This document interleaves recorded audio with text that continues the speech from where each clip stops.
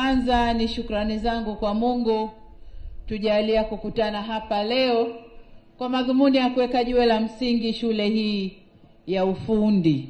Kwa hiyo niwapongeze sana kwa maendeleo haya makubwa. Ndugu zangu, mwelekeo wa serikali ni kukuza zaidi elimu ya amali. Kwa nini tunakuza elimu ya amali? Kama mnavyojua tulikuwa na elimu yetu, lakini mtoto akimaliza kidato cha 4 anatoka hana la kufanya, anasubiri ajira. Lakini sasa tumeamua kubadilisha mwelekeo kiasi kwamba mtoto akimaliza kidato cha 4 ana ujuzi unaomfanya aweze kujiajiri au kuajiriwa. Na kwa maana hiyo ndio serikali tumeamua kujenga shule za aina hii, shule za amali, lakini pia shule za ufundi. Shule za amali ni zile zinazompa mtoto ujuzi wa kwenda kuajiriwa au kujiajiri. Shule ya ufundi inamfanya awe study sasa, anajua yeye ni bingwa katika eneo hilo.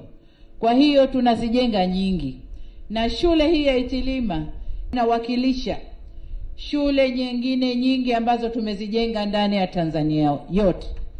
Na leo nimeweka jiwe hili la msingi hapa Itilima kwa niaba ya zote ambazo zinaendelea na ujenzi.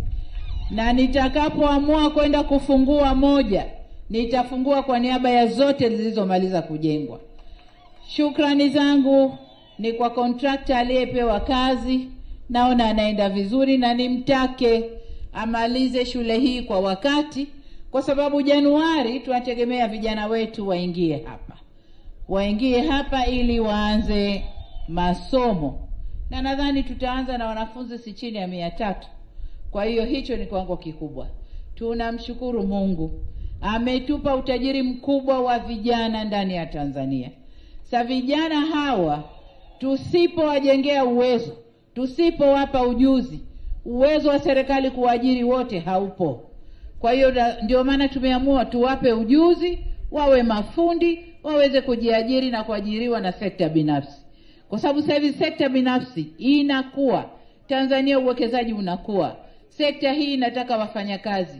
Tusipowajenga vijana wetu na ujuzi, hizi ajira zitatoka, watu wa nje watakuja kuchukua ajira kwetu.